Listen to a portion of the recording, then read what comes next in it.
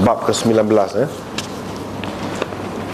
Tidak boleh seseorang memegang kemaluannya dengan tangan kanan ketika kencing. Imam Bukhari dengan isnadnya meriwayatkan daripada Abi Qatadah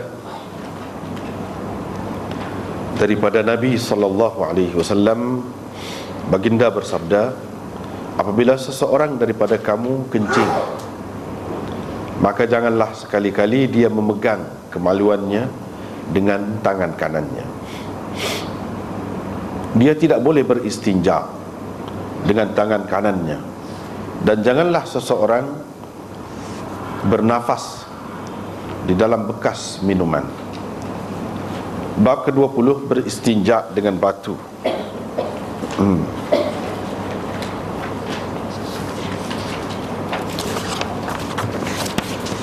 Dengan sanadnya, Imam Bukhari meriwayatkan daripada Abi Hurairah, katanya, saya mengikuti Nabi SAW ketika beliau keluar untuk membuang air. Beliau tidak berpaling, tetapi saya menghampirinya. Pada ketika itulah Nabi SAW bersabda, carilah beberapa biji anak batu untuk aku beristinja dengannya. Atau lebih kurang begitulah kata beliau. Namun janganlah engkau bawa kepadaku tulang dan najis binatang. Sejurus kemudian saya bawakan kepada beliau beberapa biji anak batu dalam kendongan saya, lalu meletakkan di sebelahnya dan terus saja berpaling meninggalkannya. Setelah selesai membuang air, Nabi SAW pun menggunakan batu-batu itu. Bab ke-21, tidak boleh beristinja dengan najis.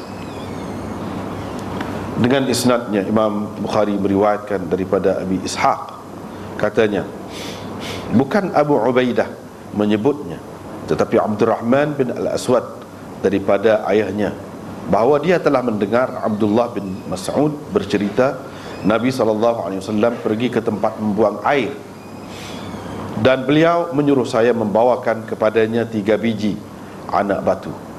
Saya mendapat 2 biji batu dan mencari yang ketiga, namun tidak dapat.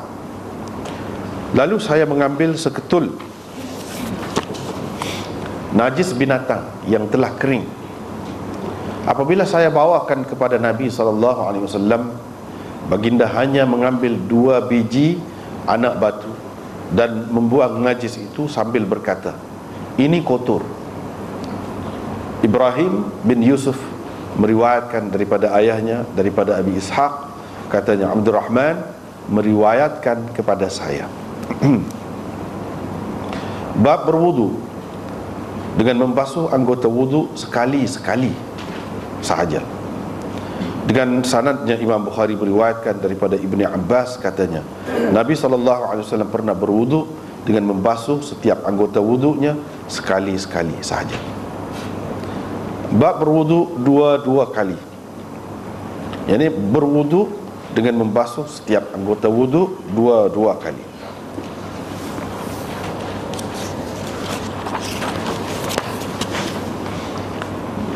Dengan isnadnya, Imam Bukhari meriwayatkan daripada Abbad bin Tamim daripada Abdullah bin Zaid, bahawa Nabi SAW pernah berwudu dengan membasuh setiap anggota wudunya 2 kali. Kita tengok setakat tu dululah, nanti tengok.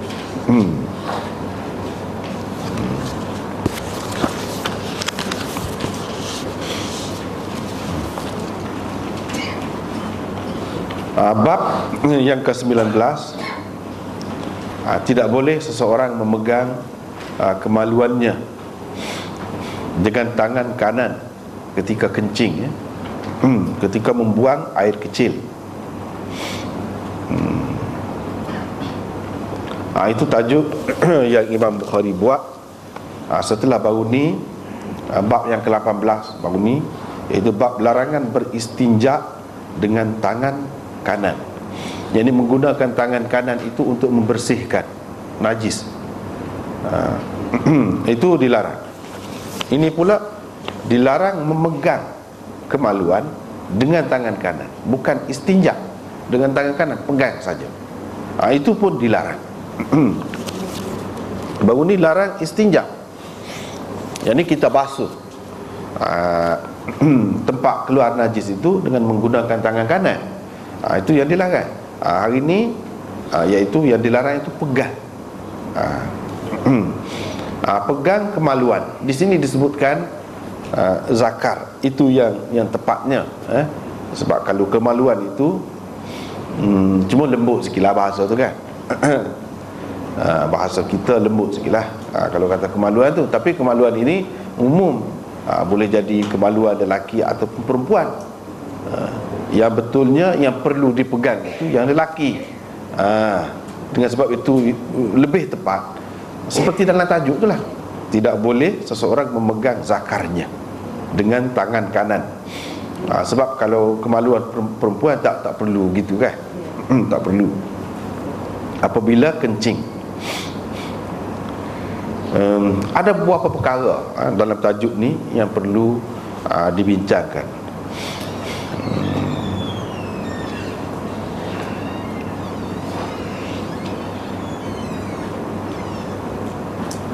Yang pertamanya, kalau kita perhatikan lafaz,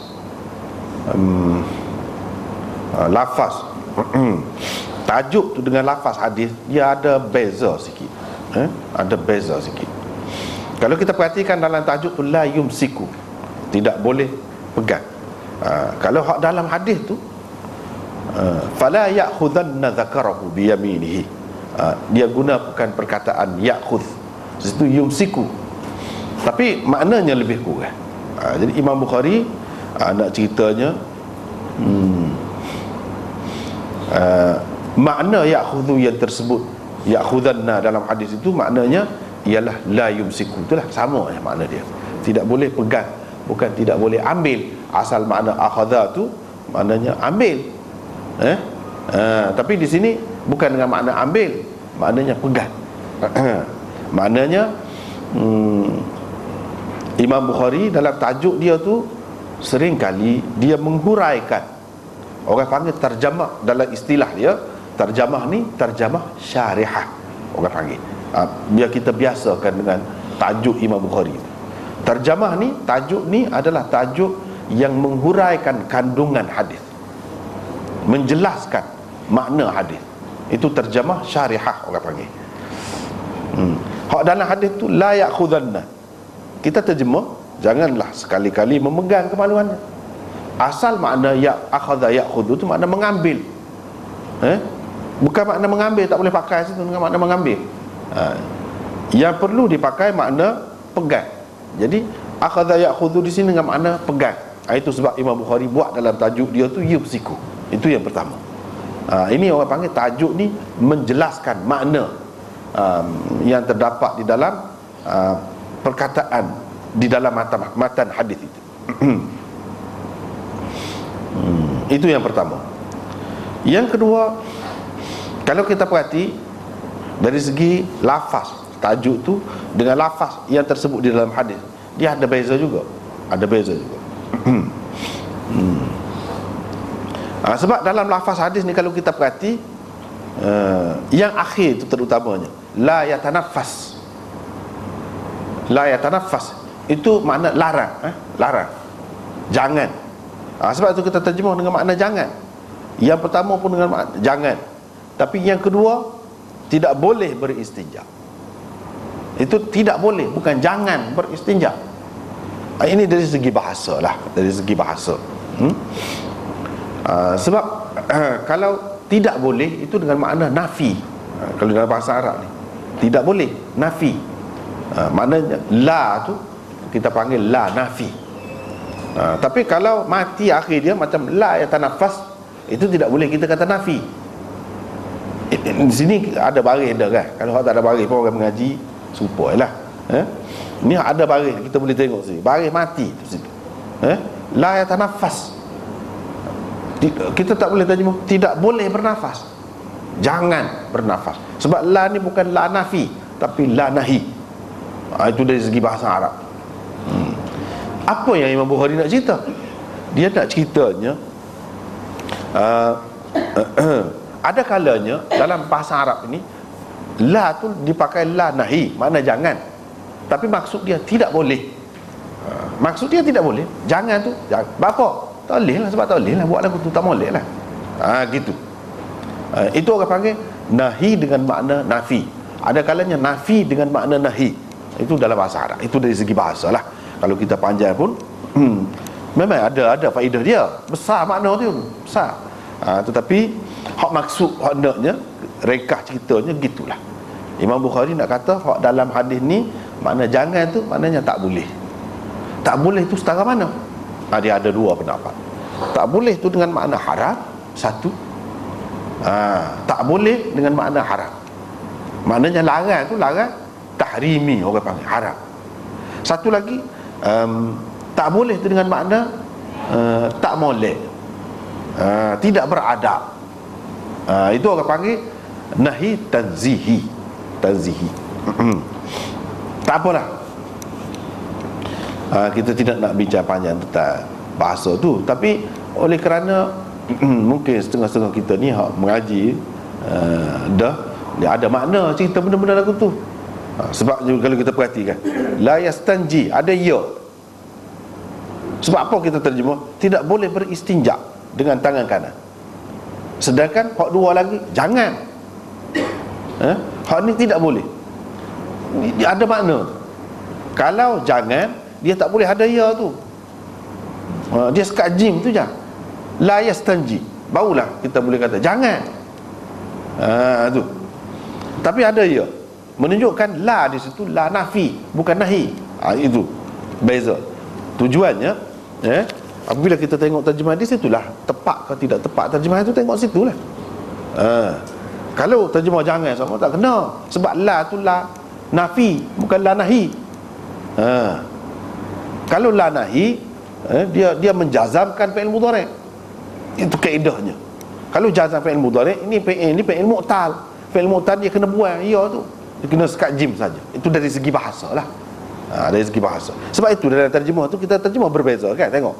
Hak tu jangan. Yang ketiga tu pun jangan. Yang kedua tu tidak boleh. Situlah ambilnya, faham situlah. Ni kepada orang yang menterjemah penting benda tu. Tapi kepada sekali kita orang yang tak erti ni, kita nampak serupa lebih kurang je kan.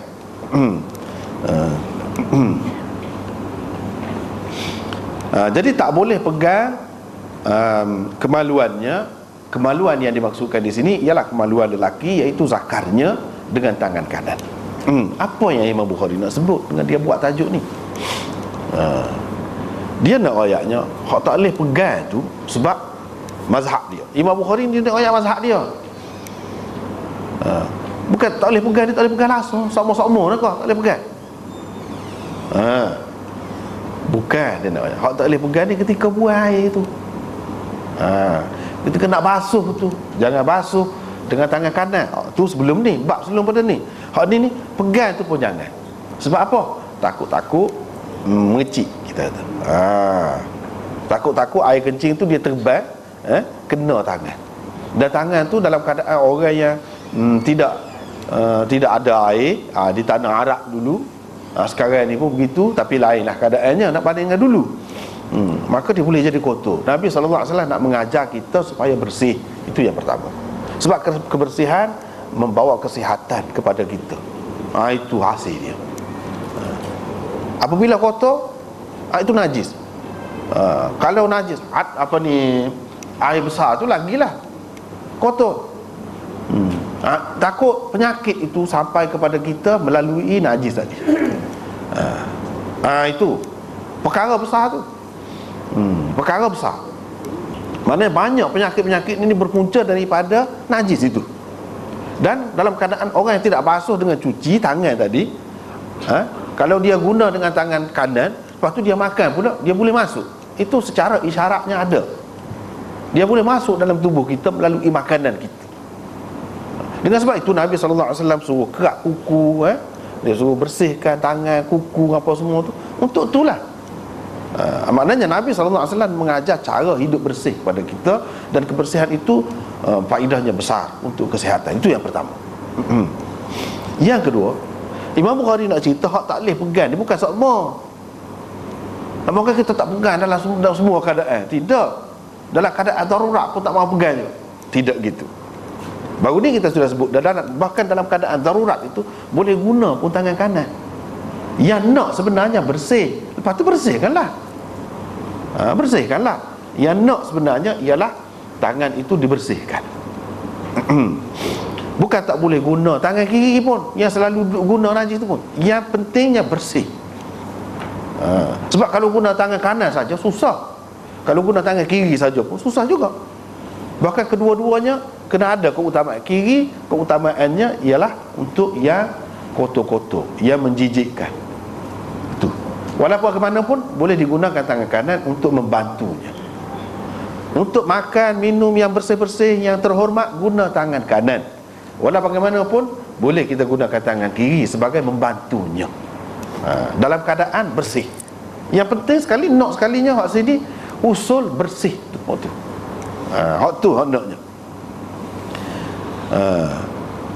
Dan Imam Bukhari nak cerita di sini hak tak boleh tu pada ketika tu. Pada ketika lain ada dalam hadis disebutkan innama huwa bid'atun minka.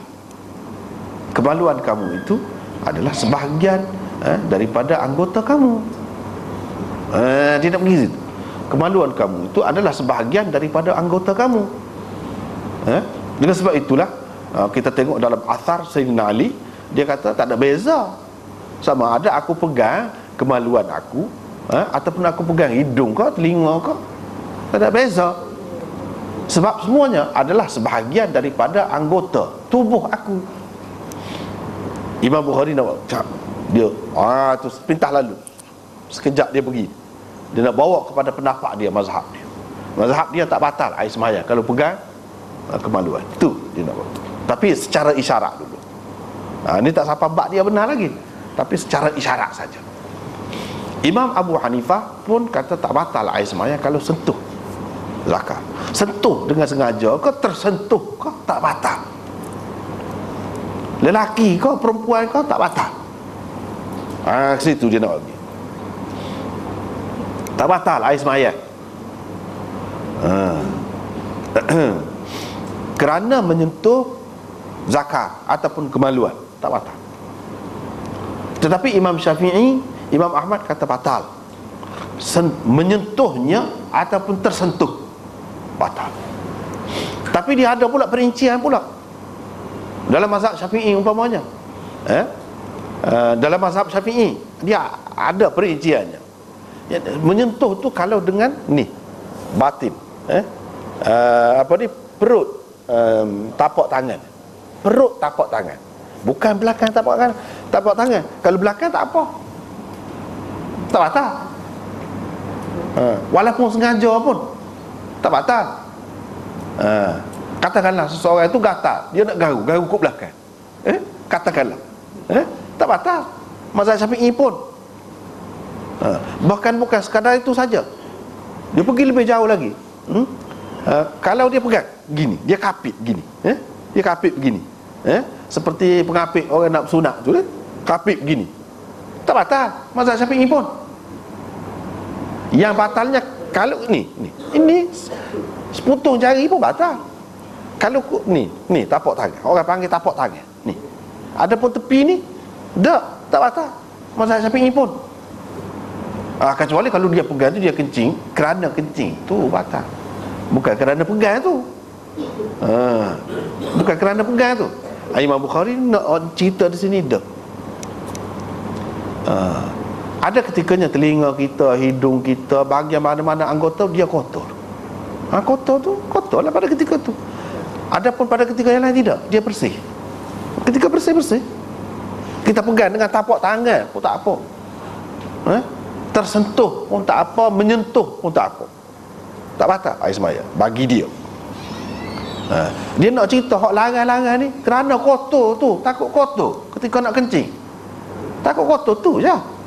Tangan kiri pun apabila kotor kita kena basuh juga. Dengan sebab tu di sini, bukan dengan sebab batal air semaya kau tidak batal dak tu. Tak nyabik tu. Air semaya tu bagi dia tak batal. Jadi mazhab Bukhari ni banyak senang lah. Menyentuh perempuan pun tak batal. Menyentuh perempuan, bini kau, tidak bini kau, soal apa sentuh tidak bini itu itu cerita lain. Haram ke apa tu cerita lain. Cerita batal kau tidur tu. Tak batal bagi dia. Tak batal. Orang Syafi'i pula dia kata batal. Tapi batal pula dia ada perincian pula. Kalau kanak-kanak misalnya tak batal walaupun perempuan. Kalau orang muda itu batal. Itu batal. Kalau sentuh berlapik tak batal. Kalau tidak berlapik itu batal. Dia ada perincian pula lah di situ. Imam Bukhari nak cerita tak boleh pegang ni dengan tangan kanan bila kencing. Sebab tangan kanan itu untuk kita guna untuk benda-benda yang bersih, makan minum. Kalau kita tak dapat basuh, tangan kanan itu susah lah. Tapi kalau kita guna tangan kiri, kalau tak dapat basuh pun kita masih ada lagi tangan kanan untuk makan. Itu maksud dia di sini. Tak boleh pegang dengan tangan kanan. Dan ini berkaitan dengan orang lelaki, bukan orang perempuan. Bukan orang perempuan.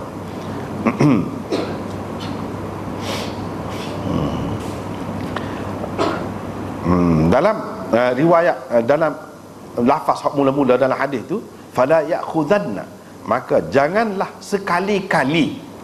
Janganlah sekali-kali. Hak lain tu jangan gitu saja. Ni janganlah sekali-kali. Maknanya beratlah penekanan tu. Dan hak berat sana ni untuk itulah seperti yang kita sebut tadi, iaitu untuk menjaga kebersihan diri. Itu. Dia sebenarnya dalam agama kita ni, kalau kita tengok hadis, banyak hadis ni. Tapi kita boleh kembalikan kepada beberapa usul saja sebenarnya. Tidak banyak. Kepada beberapa usul saja. Ni panjang pun cerita lain pun sebenarnya dia maksud ni. Ni maksudnya ni. Dan maksud tu, hak asas tu penting lah untuk kita, penting.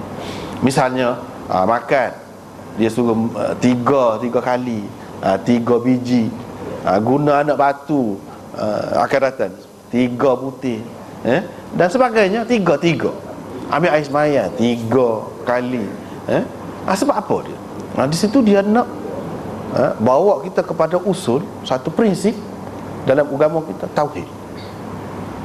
Dan kita sedar hakikat hidup kita. Itu 2 genap, 4 genap, 6 genap, begitulah seterusnya. Tapi yang hak ganjil, genap ganjil, ganjil 1, 2 genap, 3 ganjil, 4 genap, 5 ganjil. Kan dia suruh sunat ganjil, mengganjilkan. Itu kenapa?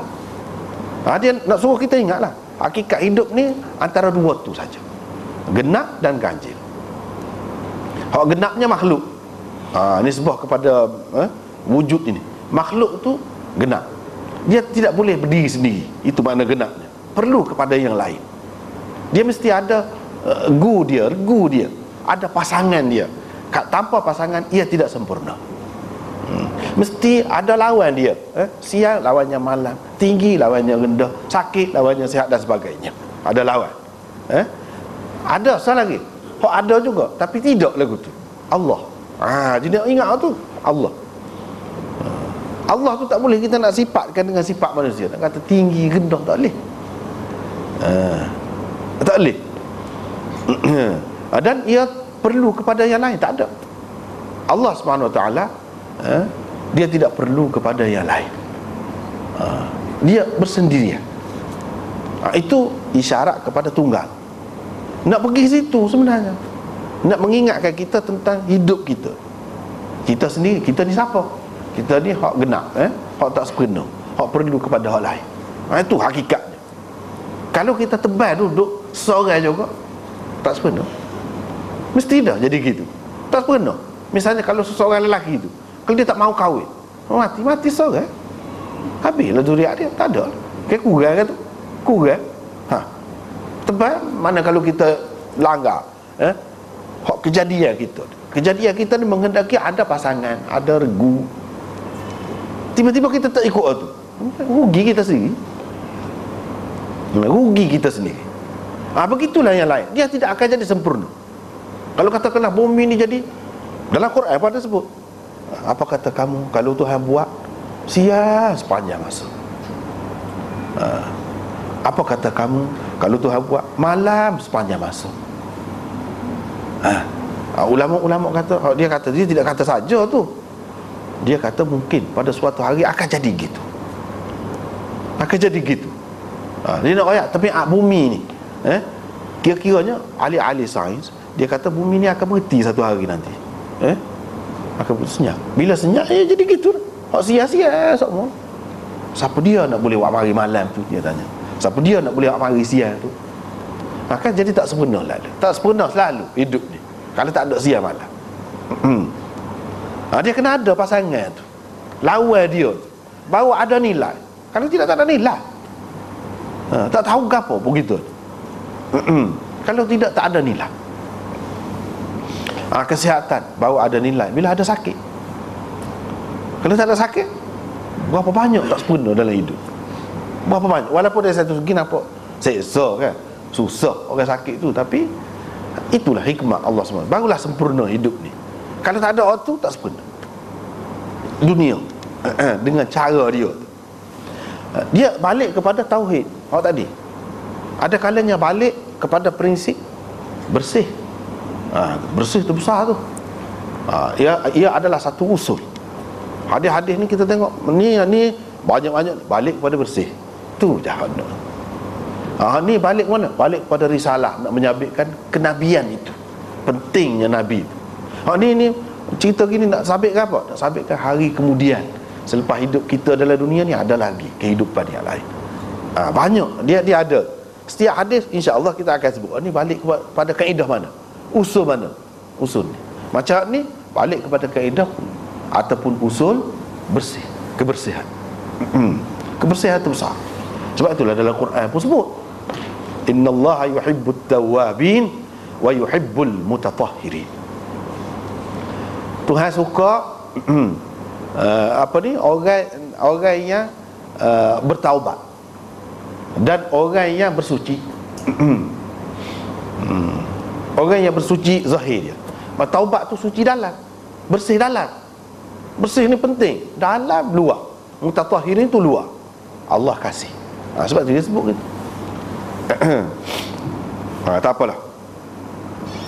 Tak boleh pegang dengan tangan kanan dan tidak boleh beristinja dengan tangan kanan. Istinja tu membasuh, basuh secara langsung, bukan tolong, bukan sebagai bantu. Macam kita cebok air dengan dengan cetung ke apa ke, itu lain. Hak ni secara langsung kita buat basuh, hak tu hak dilarang. Adapun kita ambil air dengan tangan kanan, lepas tu kita basuh dengan tangan kiri, itu memang dikehendaki, memang begitulah. Dan tidak boleh bernafas di dalam bekas. Baru ni kita sudah jumpa dah dan bincang dah juga. Ni tidak boleh bernafas dalam bekas. Sebab apa? Banyak perkara. Ini pun usul kesihatan, usul kebersihan. Situ punca. Situ juga balik. Jangan bernafas. Kalau bernafas, orang ada penyakit tu boleh jadi penyakit dia tu, dia melarat, dia boleh pergi. Masuk dalam air, orang lain minum pula. Jadi bawa penyakit lah, merebaklah penyakit itu. Itu satu. Yang keduanya, menjejekkan. Setengah-setengah orang jadi jejek lah. Bila orang lain minum lagu tu, bau tu, dia tak boleh minum. Yang ketiga, bazir lah, bila orang lain tak molek minum kerana sudah dijangkiti ke, ataupun jejek ke, orang tak minum, bazir. Yang keempatnya, sebenarnya bekas orang mukmin. Dalam hadis yang lain disebutkan ada keberkatan di situ. Bekas orang mukmin, bukan bekas orang alim saja, tak, bekas orang mukmin. Dia ada kebaikan dia, ada kebaikan dia, bekas. Dengan sebab itu kita jangan kata ni bekas orang tak molek. Ada kalanya kita dapat kebaikan itu daripada hak dia, bekas dia. Tu. Ini mungkin dari segi perubatan, wallahu alam lah sejauh mana sudah ada penemuan dalam perkara ni. Tapi dalam hadis jelas dia sebut. Tapi kalau hak penyakit tu tak boleh. Hak Nabi nak mengelak daripada hak sakit tadi lah. Boleh jadi merebak penyakit tu dengan cara tadi, dengan cara makan sekali, kau duduk sekali, kau merebak. Tetapi kepada yang sihat, orang yang sihat, dia memberi kekuatan supaya orang yang bersemangat, kita duduk dengan orang semangat, kita pun naik semangat juga. Kita duduk dengan orang gagah, kita pun jadi serah gagah juga. Gitu. Makan ni pun lagu tu juga, makan minum ni lagu tu juga. Dengan sebab itu sunnah Nabi hak asalnya makan sekali tu tetap baik, tak molek. Sekiranya dijagalah, jaga. Misalnya kuku gapo di tangan ni bersih apa semua. Dan tidak ada penyakit. Kalau ada penyakit, Nabi tak ada, ketikanya Nabi tak makan sekali. Ada ketikanya dia boleh makan sekali, tak apa. Maknanya setengah-setengah penyakit tu tak boleh, setengah-setengah penyakit tak apa. Begitu. Setengah-setengah penyakit tu dia suruh letak suku. Itu kan memang sesuai lah dengan perubatan sekarang ni. Sesuai sangat. Jadi banyak faedahnya takwih bernafas dalam bekah tu. Selain daripada tu,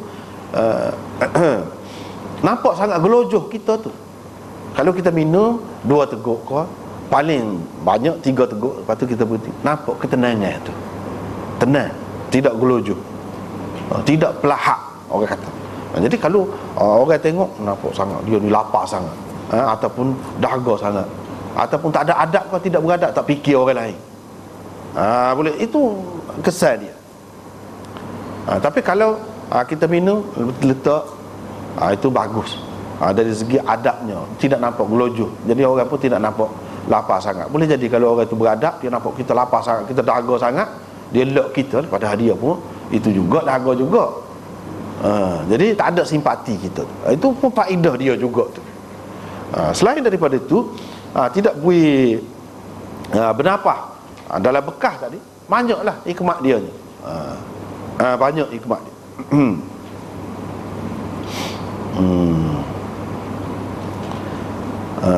Maksud dia nak suruh tenang. Apa-apa kita buat ni dalam keadaan tenang. Sebab orang yang biasa dalam keadaan gelojoh, dalam keadaan nak cepat, dalam keadaan gaduh gitu, dia tidak tak baiklah untuk kesihatan. Untuk kesihatan, untuk pernafasan dia, untuk jantung dia, itu semua. Ini masuk dalam usul perubatan. Kesihatan ni besar makna dia hadis ini. Besar makna dia. Walaupun nampak dia ada kaitan dengan basuh najis. Orang zaman dulu tak tahu tu. Berapa banyak penyakit ni berpunca daripada tangan, daripada kuku ya. Celah-celah kuku, tak tahu. Tapi dengan adanya hadis ini, kita nampak Nabi SAW mendahului zaman. Dia cerita tu benda ni memang penting, kena jaga ni. Berapa banyak gangguan kesihatan kita tu berlaku kerana benda-benda ni, tapi kita tak tahu. Tapi Nabi SAW, dia royak ni, dia tidak royak macam doktor royak, tidak. Dia royak hak tu sampingan. Betul kesihatan tu penting, besar artinya dalam kehidupan kita. Tetapi hak tu biar kita dapat belah-belah, sambil-sambil saja. Hak dapatnya ke dia hukum tu. Hukum agama tu. Sebab hak kesihatan ni, orang kafir pun, orang lain hak mana belajar, dia akan boleh cerita kepada kita. Tapi kalau hak hukum, siapa dia nak cerita kalau tidak Nabi cerita? Dengan sebab itu hak utama bagi dia, kerja dia nyok tu. Kemudian faedah yang diperolehi secara sampingan itu memang ada. Di sebalik hukum tu memang ada. Baik, kita pergi pula kepada istinja dengan dengan batu. Istinja dengan batu.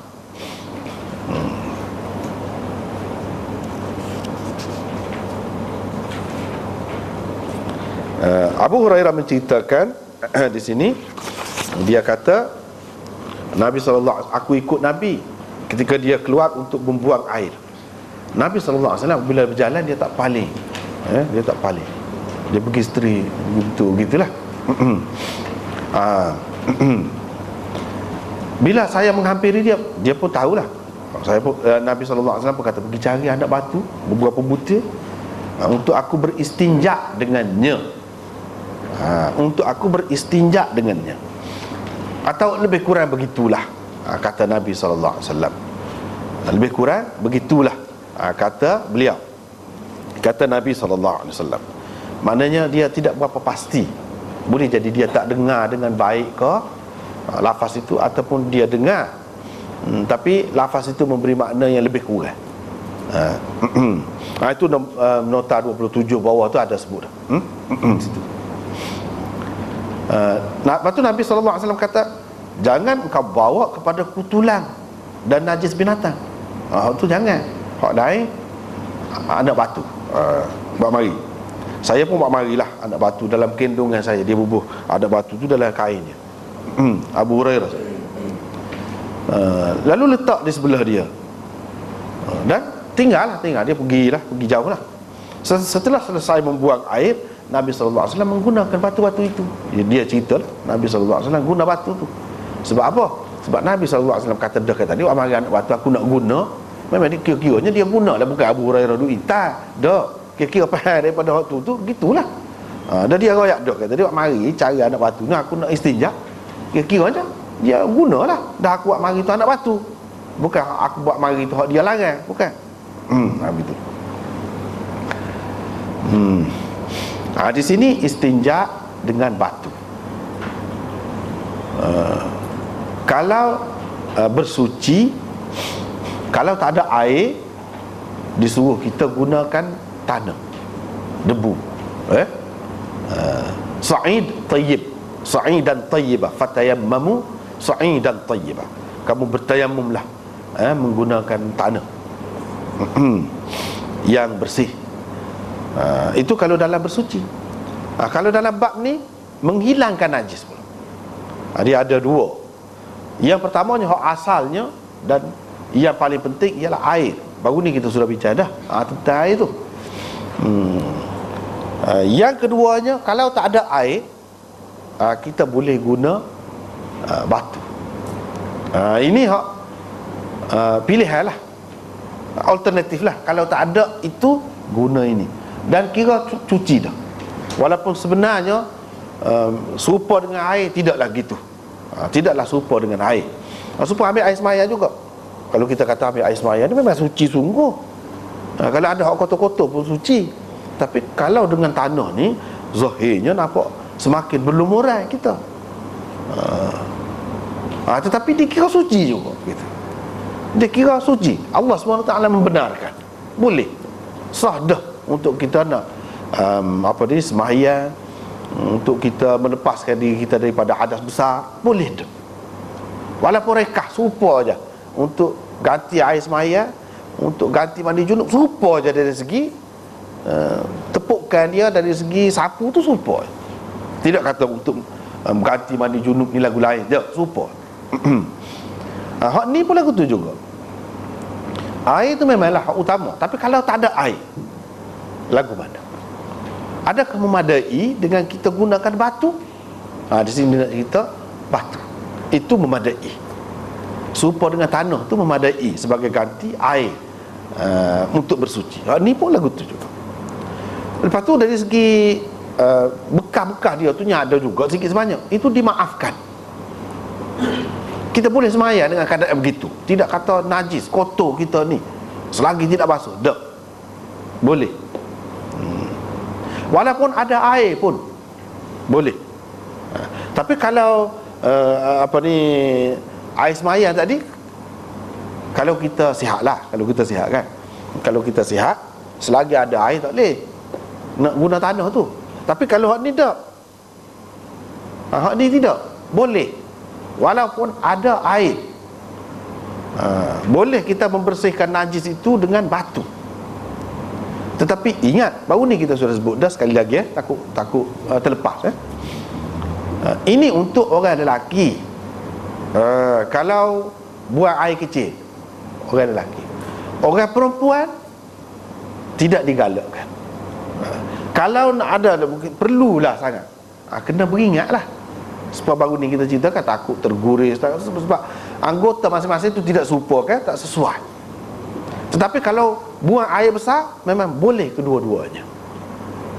Sekiranya pasal dia tidak serupa, kan, lelaki perempuan ini, sekiranya air kencing dia tu tidak sampai ke situ. Tidak sampai ke dubur lah kita kata. Tapi kalau sampai ke situ dia sudah jadi berlumuran dah, tak boleh dah nak guna batu tu untuk perempuan. Adapun lelaki, anggota dia macam lain, boleh, sebab dia tidak akan berlumuran, tidak akan jadi basah. Tapi kalau perempuan mungkin dia akan jadi basah. Apabila basah, tak boleh lah nak guna batu sana ni, tak boleh lah ke mana-mana pun. Kalau orang kata boleh sana ni kalau tidak basah, hukumnya berbeza ya. Kalau orang lelaki pun, kalau cirit-berit, cerah perut lah kita kata, najis tu keluar tidak setempat, itu tak boleh juga nak guna batu, tak boleh, kena guna air juga. Hak boleh ni kalau najis itu dalam keadaan keras, tu dalam keadaan biasa, tidak sakit, tidak apa gitu. Baiklah, itu satu perkara yang pertama. Yang kedua, dia berbeza pula di antara ulama tu dalam memahami penggunaan batu ni, adakah untuk membersihkan tempat itu ataupun untuk mengurangkan kekotoran. Ada dua perkara tu. Adakah untuk membersihkan ataupun untuk mengurangkan ataupun meringankan kekotoran di situ. Dia ada dua pendapat. Imam Syafi'i, Imam Ahmad mengatakan bahawa memang ini membersihkan, bukan mengurangkan ataupun meringankan, menipiskan najis itu, bukan, tapi betul-betul membersihkan. Lepas tu kita kata bersih lagu mana, tak akan jadi bersih juga. Dia kata benda ni ghairu ma'qulil makna. Itu dia, dan ini termasuk di dalam hukum ta'abbudi. Itu mengikut kaedah ni ulama, ni satu golongan ulama, misalnya Syafi'i, Ahmad, dia kata gitulah. Ini hukum ta'abbudi ni kita tak boleh nak fikir. Kita tak boleh nak fikir, hakikatnya tidak jadi suci, tak boleh nak fikir gitu. Tak hilang bekas dia tu, cuma ain dia saja, hak kasar-kasar saja hilang. Tetapi nak kata serupa dengan air itu tidak. Tapi dah dia kata boleh menghilangkan, menyucikan, kita kira suci gitu. Batu tu sendiri menyucikan. Bila batu tu sendiri menyucikan, disebutkan dalam hadis ini secara khusus, kita tak boleh nak fikir bawa ke lain. Dia kata, sebab tu dalam mazhab Syafi'i ini dia sepit sikit dari segi nak peluah benda masalah ni. Dan habis sebut batu-batu lah, tak boleh dah lah hak lain. Gitu kaedah dia. Sebab apa? Hak ni tak boleh nak fikir dengan akal. Kalau kita fikir dengan akal, hak lain pun boleh jadi suci juga, boleh jadi lebih suci lagi daripada batu, kalau kita fikir dengan akal. Tapi ni bukan dalam jangkauan akal, kata dia. Hak ni orang panggil, kalau hak di luar jangkauan akal ni orang panggil hukum ta'abbudi dalam istilahnya. Ta'abbudi ni dah muka Tuhan kata lagu tu, Nabi kata lagu tu, kita ikut lah. Walaupun tak pernah sabah dengan akal kita. Misalnya bertayamum tu, kau cemar muka kita kata, tapi dah dia kata itu menyuci kan, suci lah. Kita tak boleh fikir dah, tak boleh kata, tak boleh lawan kau, tak boleh nak guna hak lain kau, tak boleh nak guna debu tepung kau, kita kata tak. Debu tepung, tepung gandum kau, kita kata tu boleh pakai lagi, kita suci lagi, kita kata, tak boleh. Itu orang panggil hukum ta'abbudi ni. Benda lagu tu dia kata kau tu tak boleh. Lepas tu kau cemar aku tak cakap suci. Itu hukum ta'abbudi tu lagu. Bagi mereka hak ni pun ta'abbudi juga ni. Hak membersihkan najis ni dengan batu ni pun ta'abbudi juga. Bila ta'abbudi, kita tak akan boleh fikir dengan akal kita. Kalau akal kita bercanggah dengan akal kita pun, kita kena tolak ke tepi akal kita. Itu yang pertama. Yang keduanya, hak tu saja, terhad setakat tu saja. Jadi kalau kata batu, tak boleh dah lain. Misalnya tisu ke benda-benda lain, tak boleh lah. Tu dia pergi ke situ. Dia keluar kata, zaman dia berubah. Sekarang ni ada tisu, tak boleh tisu pun. Tidak dapat mengambil tempat batu tu. Tetapi Malik dan Imam Abu Hanifah, dia kata sebenarnya hakikat ni Nabi suruh guna batu ni bukan sebagai pembersih penyuci, bukan sebagai mutahhir sebenarnya. Hak ni benda boleh fikir dengan akal ni, kata dia. Pada masa tu yang adanya yang mudahnya batu. Tu bukan nak ikat kita dengan batu, bukan mengikat kita dengan batu tu. Pada masa tu yang mudahnya batu. Orang-orang duduk padai, pada pasir, mudahnya batu. Dan boleh kita fikir, kalau selain batu, hak lain yang boleh menyucikan, boleh jugalah. Ni bukan hukum ta'abudi ni, bukan hukum ta'abudi. Macam tayamum tu, tak, tidak lagu tu, kata dia. Dia pergi kot tu. Lain, pandangan berbeza. Bukan sebab tayamum tu aku bukan lagu tu juga. Sebab apa? Dalam Quran, fatayammamu sa'idan tayyiba, habis cerita. Hak ni suruh guna batu dalam Quran tak ada. Dalam Quran tak ada, dalam hadis saja ada. Hak guna tayamum, guna tanah, ada dalam Quran.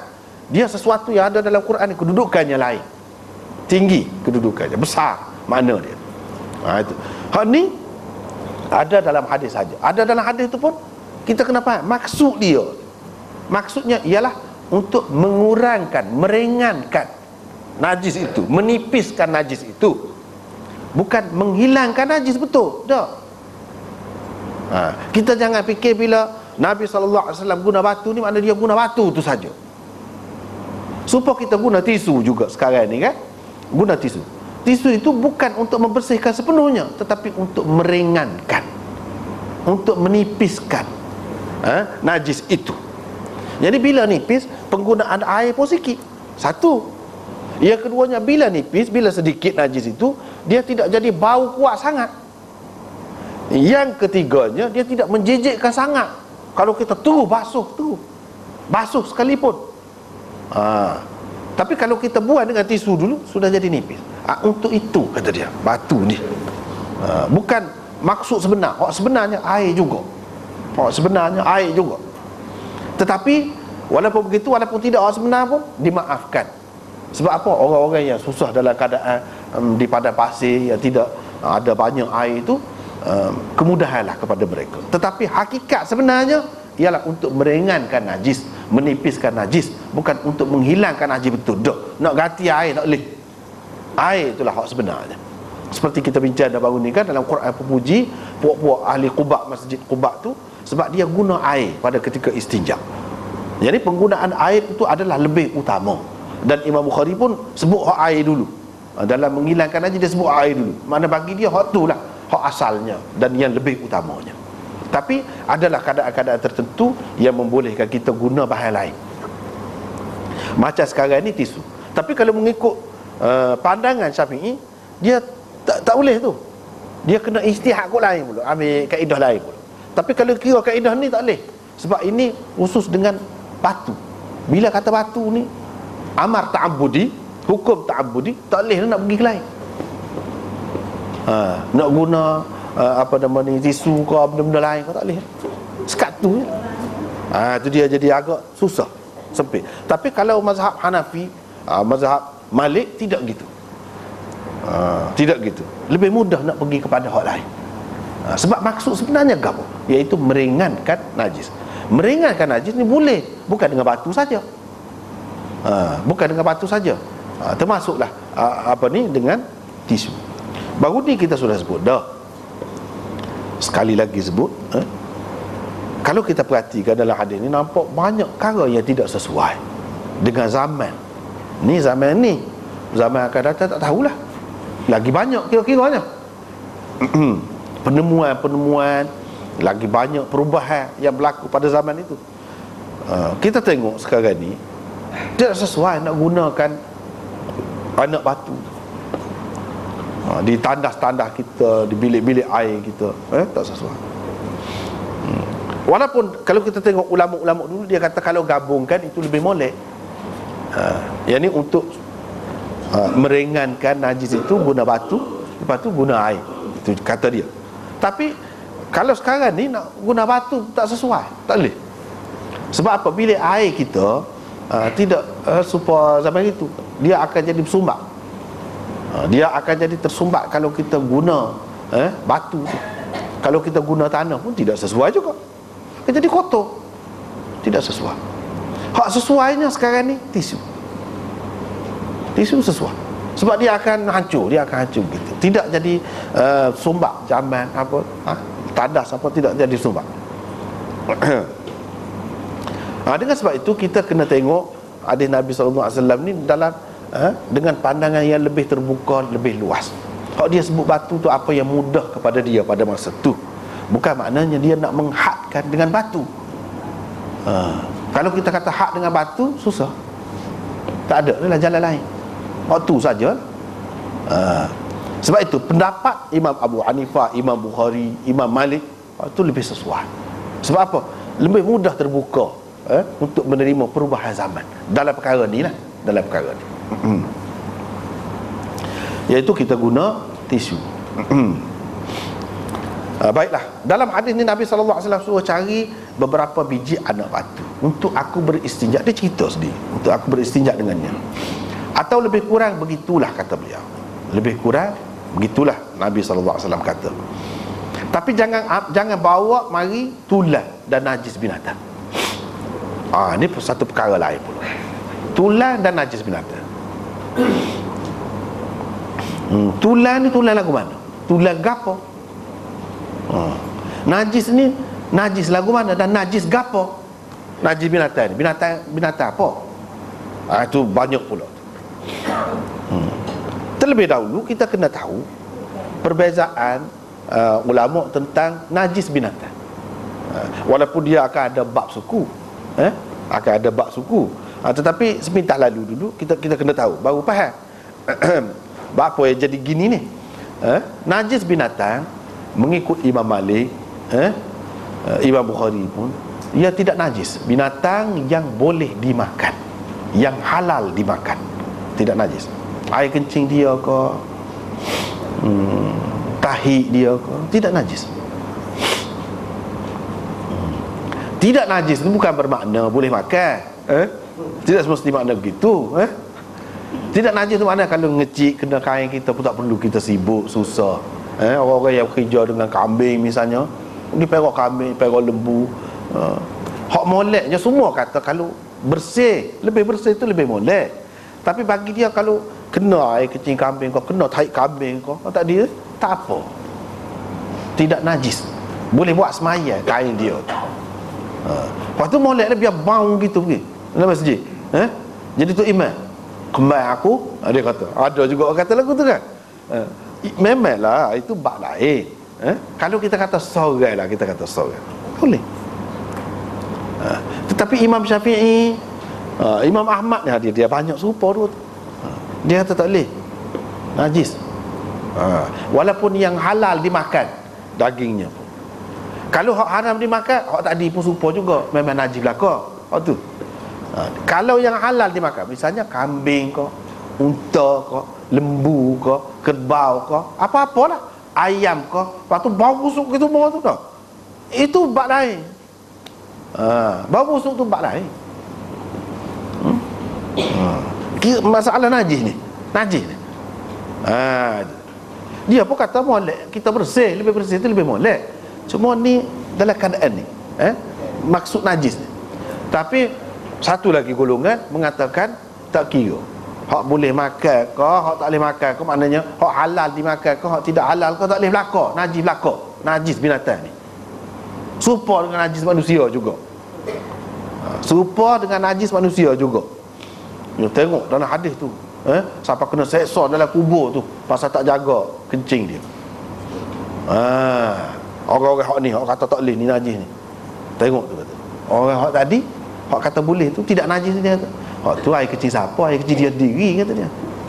Bukan air kecil lembu dia. Dia orang ikut tu lah. Kalau najis, apa Nabi sallallahu alaihi wasallam suruh orang-orang hak kembung perut tu, kena penyakit istisqa, yang ni busung. Nabi sallallahu alaihi wasallam suruh pergi puak ni kamu pergilah di ladang, tempat para unta, minum susu, minum air kencing unta. Nabi suruh minum segar. Kalau najis apa dia suruh minum? Dia kata itu perbahasan ulama lah, Ni kata itu darurat tu. Mana kamu tahu darurat? Tak ada ubat lain, takkan Nabi tak tahu? Tu pula kata banyak ubat dalam dunia ni. Darurat dah. Tidak darurat tu dia kata. Tidak darurat. Sebab masih ada lagi pokok-pokok kayu, akar-akar kayu hak lain banyak lagi. Tidak darurat. Nabi tunjuk situ, menunjuk dia nak ayat dah tu, hukum tu. Sebab maksud sebenar Nabi SAW hari ni nak cerita hukum agama, syariat tu. Dan bila boleh minum, setara minum tu boleh. Dapat kena kai apa-apanya. Dia kata gitu. Najis binatang dia tak bui. Dan najis binatang hak tak bui ni hak cair, hak lembek. Kalau hak keras, hak keras, tu khilaf tu. Khilaf. Apa ni, jangan bawa najis binatang. Orang yang faham najis binatang ni hak halal makan daging dia tu ataupun tidak halal, dia kata inilah dalil dia najis binatang. Dia tak royak binatang halal makan ke binatang tidak halal. Binatang tak cara lah. Tahi lembu, tahi kubah aku tak boleh. Nak bersuci, nak membersihkan najis tu tak boleh. Dengan najis juga, sebab najis tak boleh. Hak ni pula kata dia tak bui. Ni dua perkara ni tular dengan najis binatang ni sebab lain, kata. Sebab lain, bukan sebab najis dia tu. Sebab lain. Sebab apa? Dia apa ceritalah. Ulama-ulama cerita yang Nabi SAW tak serius mari tular ni bukan makna tular tu sendiri tu najis. Dah, tapi kerana benda lain. Di sini bawa kita kepada dunia lain pula. Nabi SAW dah royaknya, iaitu tular tu dalam hadis yang lain lah. Tular tu makanan jin. Saudara-saudara kita jin. Nabi SAW kata. Dan najis binatang itu makanan binatang-binatang puak-puak dia. Tu Nabi SAW kata. Binatang-binatang puak-puak dia. Jin tu maknanya ada juga binatang ternakan cara dia lah. Tu makanan dia. Sebab rupuk tu kalau kita tahu makanan bagi binatang ternakan kita. Hak ni ada juga ternakan dia tu dia makan najis tadi. Itu sebabnya Nabi tak bui tu. Sebab puak-puak jin ni dia minta, bila berjumpa dengan Nabi minta dua perkara. Hak ni jangan. Sebab apa? Hak ni makanan kita. Hak ni makanan binatang-binatang ternakan kita. Tak apa. Dan puak-puak dia pun dia makan juga. Puak-puak dia makan juga. Daging gapo ni, tulang gapo, tapi dia makan pun sebab kita juga. Jin ni. Maknanya kalau hak tidak sembelih tu tak boleh. Jadi tulang hak tidak sembelih dia tak sih. Dia nak tulang hak sembelih. Sebab kita tulang hak sembelih. Hak tu ada. Jadi kalau kotor tak boleh lah. Itu kita tidak hormat ke dia. Najis. Dia tak sih juga. Najis. Sebab di situ ada makanan dia. Kita kata makanan dia ada. Dia sesuai dengan dia. Nak mana? Sebab anjing tu nak benar tu tulang anjing. Ada lagi makanan untuk dia. Begitu juga jin. Ada lagi makanan. Jadi dalam setengah-setengah riwayat disebutkan Allah SWT menumbuhkan hak binatang yang disembelih tadi, tulang dia bila dibuat, Allah SWT menumbuhkan daging-daging yang sesuai dengan jin tu makan. Di situ. Sementara tulang itu masih tidak berkasap, tidak kasap. Kalau sudah kasap itu maknanya tidak sesuai lagi. Tak adalah. Dengan sebab itu ulama-ulama hak terima adalah hak kata boleh tulang ni. Dia kata kalau hak sudah kasap tu kita boleh guna, tak apa. Sebab habis dah bahagian makanan dia situ. Tulang hak baru-baru tu maksudnya. Hak tu jangan guna. Hak ni pula kata, dia kata sebab tulang tu licin. Sebab tu tak boleh. Yang boleh menghilangkan najisnya yang kasap seperti batu tu. Adapun tulang ni dia licin. Dia kata tu sebabnya. Hak ni kata tidak sebab tu. Sebab ketika dia licin tu dia masih merupakan makanan bagi jin. Jin Islam maksudnya. Jin kafir tu makan lakar. Jin kafir. Jin Islam. Dan hak ni mereka minta dengan Nabi SAW gitu. Nabi pun ayatlah kepada sahabat-sahabat dia, gini kita kena hormat saudara-saudara kita. Maknanya selain daripada kita ni ada makhluk lain. Ada makhluk lain. Makhluk ni makanan dia tidak serupa dengan kita. Sisa-sisa kita tu makanan dia juga. Di situ. Dan najis binatang jadi makanan kepada binatang dia. Binatang ternakan pokok dia. Dia ada juga binatang ternakan juga pokok dia. Kita ni pasal tak nampak ya, Tuhan tak beri nampak. Kalau nampak kan, banyaklah. Banyaklah benda tak serupa dengan orang lainnya. Orang lain tak suka, kita suka. Orang lain tak lari, kita lari. Jadi gitulah. Tuhan tak beri nampak. Satu alam yang dalam Quran sebut jin dulu, ya ma'syaral jinni wal ins. Maknanya jin tu lebih ramai lagi kalau nak kira daripada manusia. Tapi kita tak nampak. So kuman ada kuman, tapi kita tak nampak pula. Kita tak nampak ada. Hak ni pun lagu tu juga. Alam dia sendiri. Dia boleh tepuh dengan kita, tidak jadi rebah ke apa. Sebab kita lah ditepuh oleh angin, melanggar dengan angin, tak ada apa. Memang ada udara apa, ada angin. Gitu kan. Dia makhluk tidak serupa dengan kita. Boleh berupa. Rupa asal dia dan rupa lain boleh berupa. Tukar rupa. Tidak seperti kita kena make up je benar lah. Nak buat sebuah hatu tu kan. Nak buat sebuah hatu tu kena make up je benar. Pun tidak jadi hatu juga.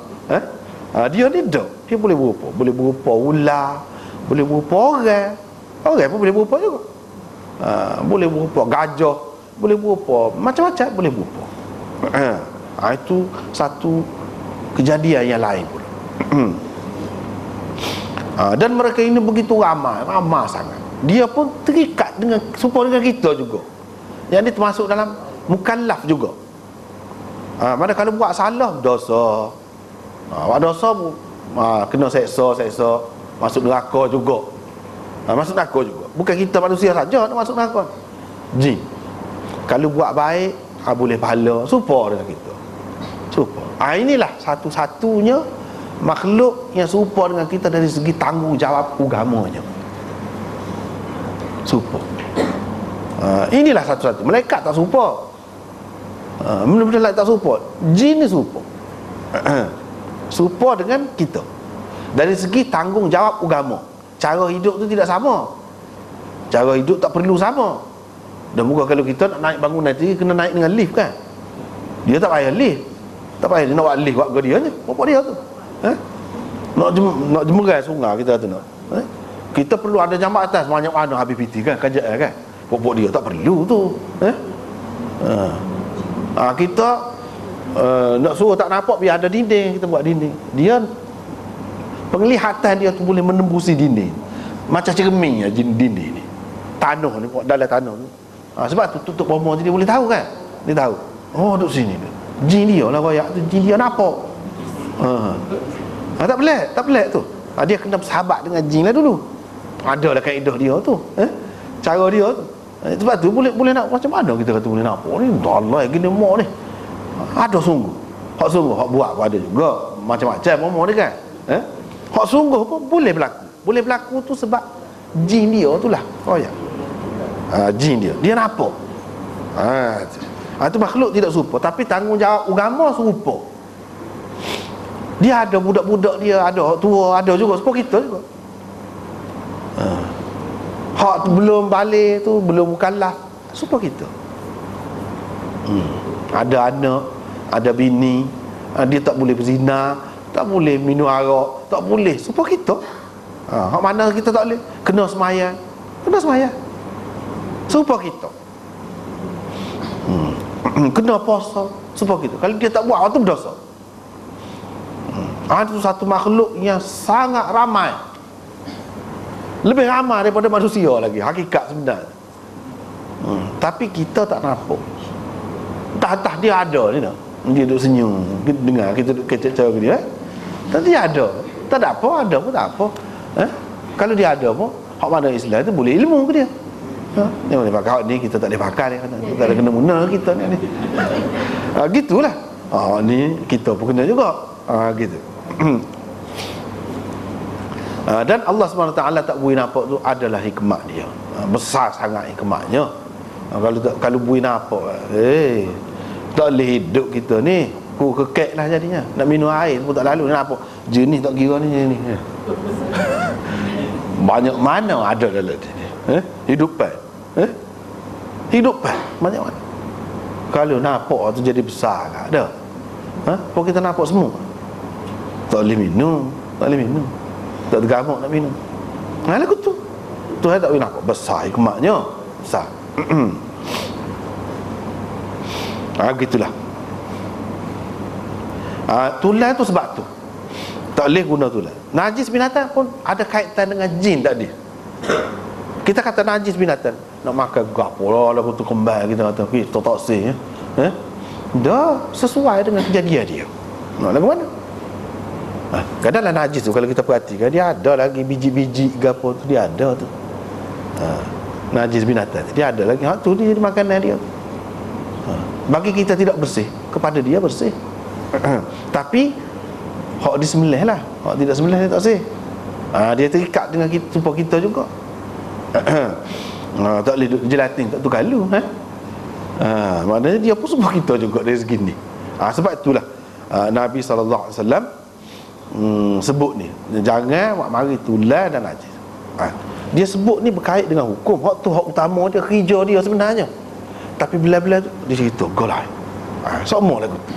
Hadis Nabi.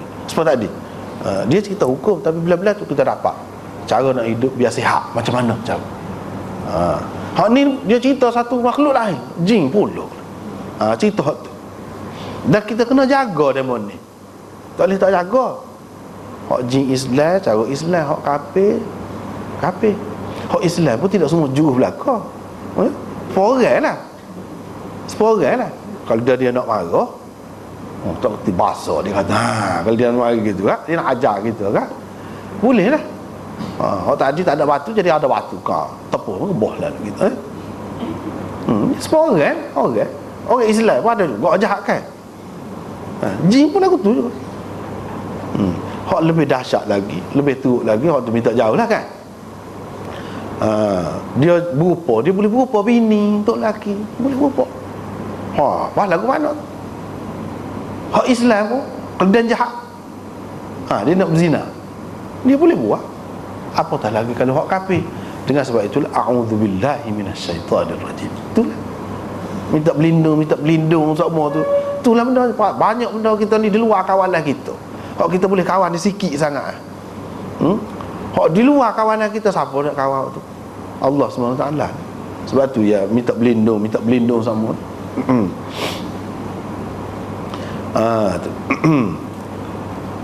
Begitu juga jin-jin ni, dia ada tempat-tempat dia kan. Dia ada tempat dia, jangan kita main-main. Tempat yang dipuja tu biasanya dia ada situ. Bukan berkat batu berala tu dah tidak sampai hak tu. Jin ada situ. Hak kafir dia suka benda, hak tu duk jaga.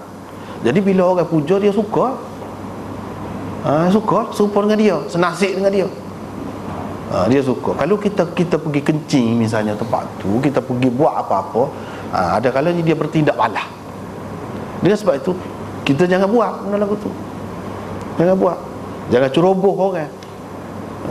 Orang pun tak boleh ceroboh, jin pun tak boleh ceroboh kalau kita tahu. Misalnya berhala di kuih Hindu kau, jangan tempat duk pergi kencing tak tu kalau nak marah pun tak boleh, bukan lagu tu caranya. Sebab apa? Dia ada benda lain. Dia ada benda lain situ. Benda tu dia akan pergi ganggu kita. Bila pergi ganggu kita, buat hak menyembah tu, dia kata, oh hebat sungguh Tuhan kita, tengok bui selalu, balah selalu. Itulah. Jadi sesak seramai mana pula orang. Tak ada pasal-pasal. Itulah. Sebab tu jangan kita buat benda-benda gitu. Buat dengan cara yang betul. Tak apa, cara yang betul. Bukan tak boleh makna pecah berhala tu, bukan makna tak boleh. Nabi dulu pun pernah pecah juga. Tapi ada cara dia. Ada cara dia.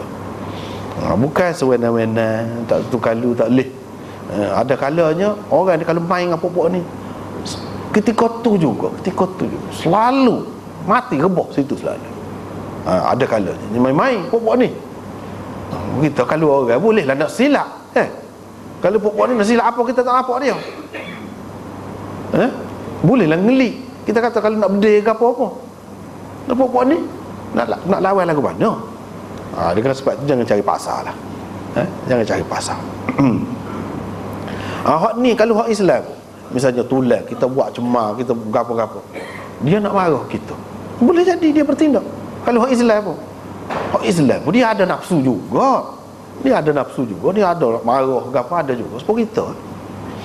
Begitu.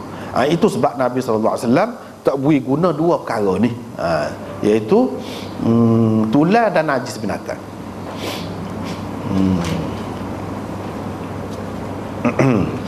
Babun la yastanji biraw.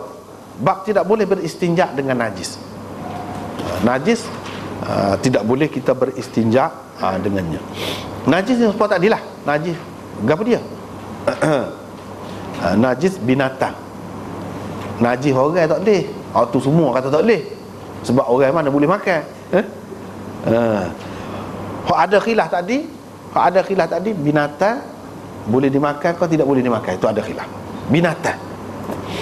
Lepas tu yang kering. Kalau yang basah semua kata tak boleh. Itu kena ingat. Tai lembu yang basah tak boleh. Hak kata tidak najis pun. Apatah lagi hak kata najis. Hak kata najis tu kan najis daripada awal sampai kesuk. Kering pun najis semacam. Kering pun najis macam. Tak boleh beristinja dengan najis. Tetapi kita sudah sebutkan tadi kaedah tu, dua golongan ulama yang mengatakan hak tak boleh najis ni kalau sebenarnya kerana tu bukan kerana dia tu najis, bukan kerana tahi binatang yang boleh dimakan, yang halal dimakan tu najis dah, kerana nak melera ke jin.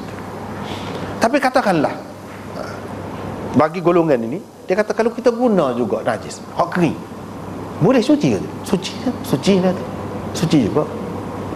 Cumanya kita tidak beradab, tidak menghormati saudara kita lah, saudara kita jin, gitu je lah. Hak semoleknya kita tidak buat gitu. Katakanlah kalau tak ada lah, kita boleh guna hak tu. Bagi pokok ni boleh. Tapi bagi Syafi'i, orang hak kata najis daripada awal sampai akhir tu memang tak boleh. Gitu. Tak boleh. Semua tolak. Kau cemar lagi ada.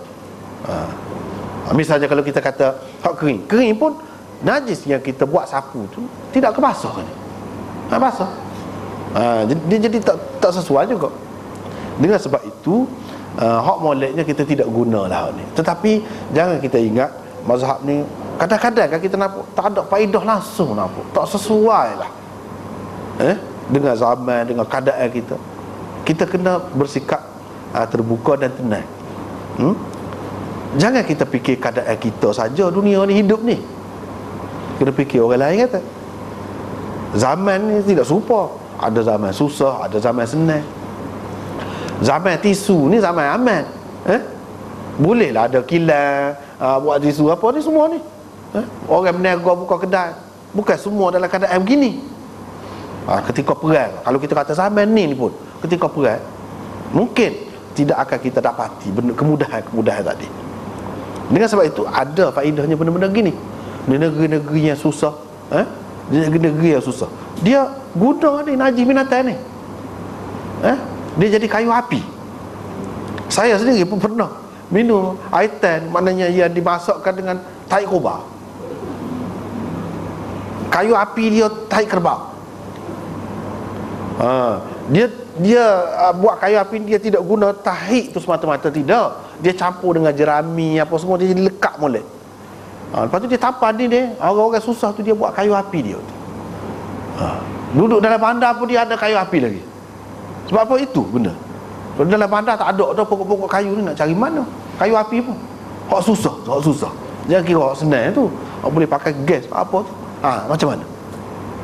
Dia boleh guna itu buat kayu api. Tapi kalau kita kata haram semata-mata, tak boleh dah lah. Tak boleh guna untuk apa pun. Kita nak tepuk dengan tangan je lah, mana najis. Lepas tu nak ambil pula buat kayu api, nak guna. Tapi kepada orang yang susah cukup berarti benda tu. Cukup berarti masuk semua tu lah nasi. betul lah. Tapi dia bau serah lain sikit air teh. Serah lain sikit air teh. Kita biasa minum kan, minum lagu biasa. Tapi minum juga awak. Oh lah, jangan nampak muka tu nampak orang tuan rumah ni. Tuan rumah pernah.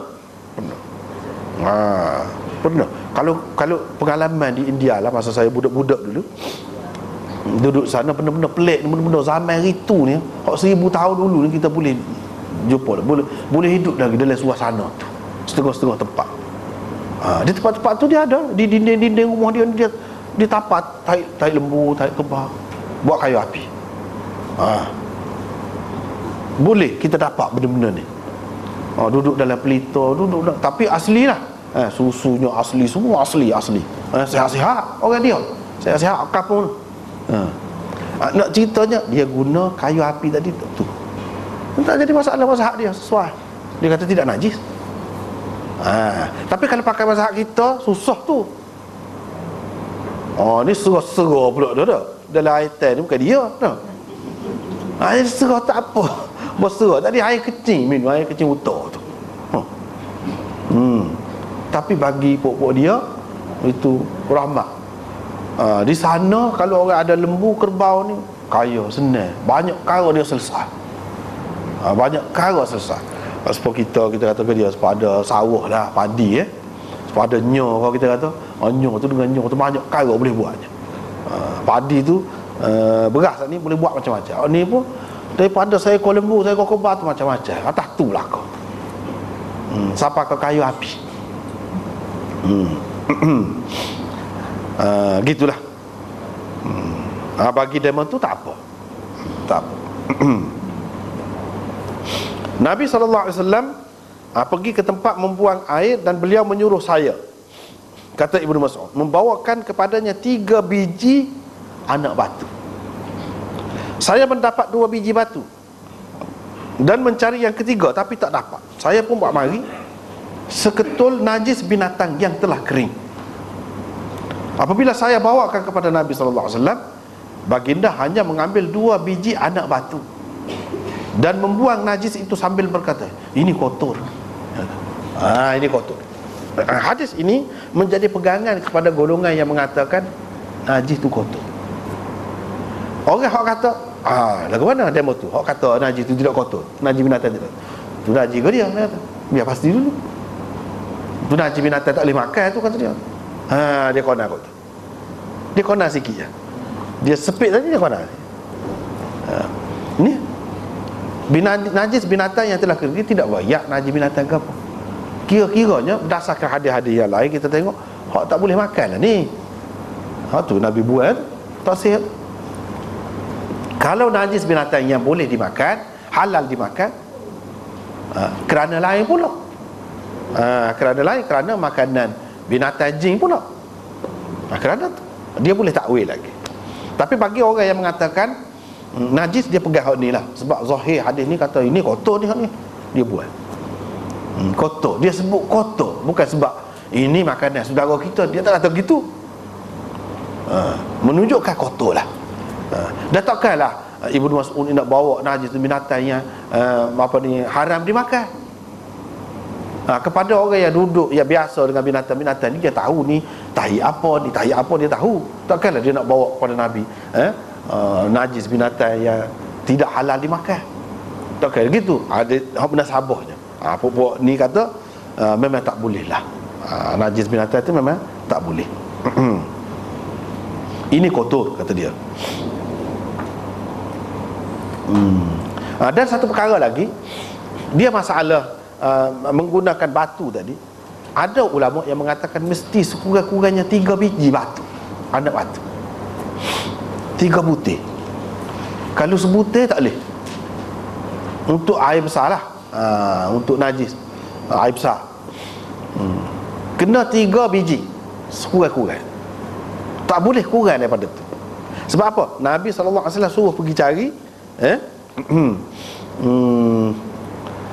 biji. Suruh buat mari bisalah sati ahjar, 3 biji anak batu. Maknanya bagi golongan yang mengatakan hak ni hukum ta'abudi tadi, kita tak boleh fikir. Kita tak boleh fikir batu. Kalau benda lain tak boleh, sekat ni je. Lepas tu dia kata tiga, kalau kurang tak boleh. Termasuklah mazhab Syafi'i dalam asal mazhabnya. Tetapi ulama-ulama dalam mazhab Syafi'i ini kemudian dia ada khilaf pula lah. Mereka mengatakan kalau sebiji batu pun kalau ada 3 bucu boleh dah. Dan bukti bagi orang yang mengatakan ini hukum ni tidak ta'abbudi. Hukum ni untuk menyucikan. 3 biji batu tu mana kira yang molek sekurang-kurangnya. Tetapi kalau tak ada, misalnya tadi dia buat najis, dia ambil 2 biji batu, menunjukkan 2 kan boleh. Bagi orang yang kata tak boleh kena 3 tu, dia kata berlawan lah dengan hadis ni. Hadis ni kata 2 pun boleh, dia ambil. Dia tidak kata mau pergi cari juga ke mana-mana pun sebutir lagi. Mana ada dia kata begitu. Mana tinggal 2 dah, dia buat dah. Hak najis tu sah, hak kering tu tinggal 2. Maknanya kira Nabi SAW guna 2 lah. Tapi bagi orang yang berkerah kata kena 3 juga ke mana-mana, dia kata boleh jadi ada dekat-dekat tu muka padan juga kan. Nabi ada lah tu kata dia. Ya dia suruh cari 3 tu, mana 3 tu penting. Lepas tu dia buat satu, kira-kira dia dapat kau satu lagi, dia dapat sendiri. Dia buat andaian gitulah. Ya sebenarnya mana yang penting maksudnya nak suruh suci. Nak suruh suci tu je. Nak suruh suci. Kalau tidak suci lagi, kaedah guna batu ni pun, kalau tidak suci dengan 3 kali, kena sapu lagi. Yang keempat. Tetapi hak sunat ganjil tadi kan, yang kita sebut tadi, kalau sudah 4 suci dah, molek kita tambah lagi supaya ganjil. Dan ganjil tu dari segi falsafah dia nya, dari segi maksud dia nya, seperti kita sebut tadi lah. Habis dah situ. Habis. Hilang dah kita, hilang. Apa ni orang kata hilang pucuk. Selama ni. Mula-mula start bab wuduk, untuk cara wuduk ni bertih tu jauh pula pergi tu cara ke buang air ni, dan nak suci daripada buang air ni lagu mana, bahan dia nya lama bukan main ni, hilang pucuk, baru nak mari pula ambil air semaya pula tu. Ni cara Imam Bukhari, ambil air semaya pula dah. Ni masuk balik semula, balik ke pangkal jalan semula. Bab berwuduk dengan membasuh anggota wuduk sekali-sekali sahaja. Bab berwuduk sekali-sekali sahaja, yakni basuh anggota wuduk sekali-sekali sahaja. Sebenarnya hadis ini Imam Bukhari di awal bab wuduk dia sudah mari dah, tapi tak ada sanad sana. Dia mari secara ta'liq, orang panggil. Secara ta'liq ni sebut riwayat tu saja, tapi sanad dia tak ada. Cuma dia sebut Ibnu Abbas meriwayatkan gini. Imam Bukhari tak ada dengan Ibnu Abbas tu, jauh. Mana Imam Bukhari ambil ni hadis ni daripada Ibnu Abbas, mana sanad dia? Ada kalanya Imam Bukhari kalau dia mari dalam kitab dia, di satu tempat tak ada sanad, di tempat yang lain ada sanad. Misalnya hak ni, di sana di awal bab tu tak ada sanad, dia buat mari secara ta'liq. Tapi sekarang ni dalam bab wuduk ni juga dia buat mari ada sanad. Cukup sanadnya. Ada kalanya Imam Bukhari buat lagu tu tak ada dalam kitab dia ni pun, dia mari tergantung ta'liq. Dalam kitab dia ni tak ada, hanya ada dalam kitab lain. Ada juga gitu. Dan ada maksud dia sendiri. Ada kalanya maksud dia nak menceritakan bahawa dia tidak mari sanad penuh, dia tak ada dalam kitab dia, mana tidak menepati syarat dia. Tu tidak menepati syarat dia, tapi tidak bermakna tidak sahih, boleh pakai juga. Gitu. Macam hak ni sudah mari dah dulu dan ada dalam kitab dia. Cukup syarat. Dia mari hadis Ibnu Abbas, ambil air semaya sekali-sekali. Imam Bukhari ambil, marilah balik semula dah ke pangkal jalan, iaitu nak cerita tentang wuduk. Dia pisahkan dengan bab yang lain dulu tu, ada maksud dah. Kita sudah bincang panjang dah tu. Kita sudah bincang panjang. Apa Imam Bukhari buat lagu ni nampak tak teratur ni. Setengah-setengah orang kata Imam Bukhari tak molek susunan dia. Tengah-tengah nak bincang benda ni, putus. Patut baru mari hak tu pula. Apa lagu tu? Sebenarnya dia ada maksud dia sendiri kepada orang-orang yang tak reti teknik. penulisan Imam Bukhari ni, dia kata macam-macam lah. Bahkan ada sahabat mengatakan Imam Bukhari ni nyanyuk lah macam-macam, ataupun Imam Bukhari tak ada susun molek kau kitab dia ni. Tidak gitu. Sebenarnya bertahun-tahun lama lepas pada Imam Bukhari sudah sudah tulis, dia tak mati lalu lepas pada tulis kitab dia. Lama dia nak mengajar agak pun kitab dia. Mana sengaja dia buat tu gitu. Adalah maksud dia. Di sini Imam Bukhari nak cerita wuduk ni hak wajibnya ataupun hak fardunya sekali-sekali saja. Tu hak fardu. Balik semula. Sekali-sekali saja. Bukan 3 kali. 3 kali tu hak sunat. Bukan 2 kali. Sekali-sekali. Mana basuh tangan sekali, basuh muka sekali, cukup dah. Sah dah wuduk tu. Bukan kata Nabi sallallahu alaihi wasallam selalu kita tengok dalam hadis basuh 3 kali. Mana kalau kita tak buat lagu tu tak sah air sembahyang kita. Tidak sah. Sekali tu mestilah. Dan sekali pun kena rata lah. Sekali pun. Kalau sekali tak rata, tak jadi. 3 kali tak rata pun tak jadi juga. 3 kali, 10 kali pun tak rata. Basuh sekat ni, tak sampai sekat siku, sekat lengan ni, tak jadi lagu tu. Dia kena sekali dan rata, yakin. Dan sekali ni mana sekaligus tak apa, sekaligus tak apa. Tidak kata hak ni dulu, lepas tu hak ni, lepas tu hak ni. Memang dah lebih molek gitu. Misalnya kita terjun dalam kolam, terjun dalam kolam tu ni ambil semaya. Jadi dah lah. Suka kena belakang dah kan? Kena belakang. Boleh. Tak apa dah. Tak apa, tak payah gosok, tak payah apa. Walaupun ada khilaf kan, dulu kita sudah sebut dah. Kata Imam Malik kata kena gosok. Tak apalah. Kita ambil hak tidak kena gosok tu, sah dah tu. Jadilah tu. Terjun sekali. Lepas tu naik tu, ada air semaya dah. Kenapa tak ada basuh ke apa? Basuh dah lah, masuk dalam air tadi.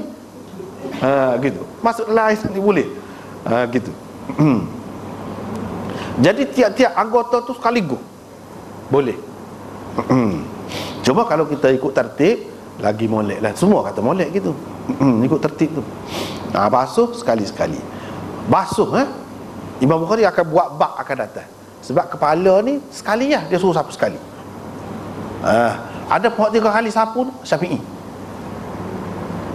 Hak kebanyakan ulama kata sekali. Hak kata 3 kali ni anggota yang dibasuh. Anggota yang dibasuh. Sebab tu kita buat dalam kurungan tu kan, berwudu dengan membasuh anggota wudu. Hak sapu tak termasuk. Hak sapu tak termasuk. Boleh dikatakan kebanyakan riwayat, bahkan hak lebih kuat, hak sahihnya sekali ya kepala ni sapu. Cumanya ulama-ulama yang mengatakan sekali sapu, dia kata apa ya jadi hak ni pula kata 3 kali ni, dia keliru kata dia. Sebab apa? Cara sapu kepala ni nampak sekali nampak macam 3. Lagu mana? Misal kita ni kena air ni tangan ni, mari ke depan ni, lepas tu selalu ke telinga 3. Situ asal kata dia sebenarnya. Nak kata gitu tak ada. Tak ada dalil yang terang. Dalam kitab-kitab hadis yang sahih ni tak ada. 3 kali sentuh air, 3 kali sentuh rambut ni tak ada lagu tu. Seperti yang diamalkan dalam mazhab Syafi'i tu tak ada dalam hadis yang terang yang sahih dalam Bukhari. Imam Bukhari akan buat bab suku, akan datang kita akan jumpa sapu kepala sekali, dia kata. Tadi ni kira sekali tu, bukan kira 3 kali tu waktu, kira sekali. Cara dia lagu tu. Sebab kita kata basuh tangan ni, sampai ke sini sekali. Walaupun ni bahagian sekat ni satu bahagian, ni sekali bahagian yang kedua. Kalau nak kira jari ni suku pula, dia kira sekali. Hak ni pun sapu kepala yang sempurna lagu tu. Orang Syafi'i pun, Imam Syafi'i sendiri pun kata lebih molek gitu. Lebih moleknya sapu kepala ni biar rata. Ni sapu daripada depan ni ke belakang, daripada belakang ni ke depan, lepas tu selalu sini telinga. Telinga ni tidak air suku dah. Tapi kalau Syafi'i, setiap anggota wudu 3 kali. Telinga 3 kali ya. 3 kali. Waktu ya, kalau kita tengok orang kita kan, dia basuh telinga ini 3 kali, telinga ini 3 kali. Ada setengah-setengah tu kedua-dua. Sekali. Sekali pula 3 kali. Ialah dia faham gitu. Nak amal lagu tu boleh juga lah. Tapi kalau nak cerita hadis, hak mana lebih kuat, hak mana lebih terang, hak mana lebih kemas, semua tadi. Wudu Nabi SAW sekali-sekali. Sekali-sekali saja, itu menunjukkan yang fardu. Kalau hak lebih daripada tu, tidak fardu dah. Tidak fardu dah. Hak tu sunat, sunat. Lepas tu dia buat bab pula. Bab wudu 2 kali. Jadi basuh tu 2 kali. Boleh juga lagu tu. Basuh tu 2 kali.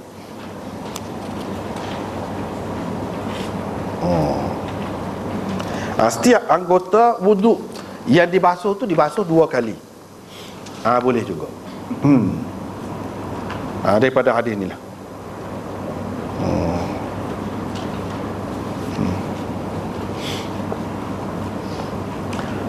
Nabi SAW buat belaka, sekali pun dia buat, 2 kali pun dia buat, tetapi hak kebanyakannya 3 kali.